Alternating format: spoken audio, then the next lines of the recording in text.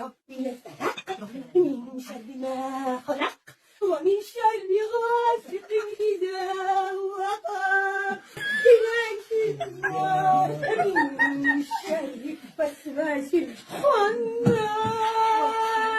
Assalomu alaykum bolalar, bu video обращение mana shu dasturxon atrofida o'tirgan ayollarga. Bu video rolikni ko'rgan bo'lsanglar, bitta beparosat ayol oyatlar ustidan kulib xiringlab o'tiribdi, qolganlar ham bunga sherik. Ayollar, bir narsani to'g'ri tushuninglar. Agar oranglarda kimdir ishtonini boshiga kiyayotgan bo'lsa, boshiga bir urib, ishtonni boshga emas, ko'tga kiyadi deb turib to'g'ri tushuntirib qo'ymasanglar, bu ayol qilgan gunohga qaysidir ma'noda sizlar ham sherik bo'lib qolasizlar. O'zinglarni bosinglar. Bu ayolni men qaysidir ma'noda to'g'ri tushundim. Bu ayol psix bo'lsa kerak, ruhiy kasal bo'lsa kerak degan ayol keldi. Agar bu ayolning dardiga shifo Alloh bermasa, bandasi o'nglolmasa kerak bu ayolni.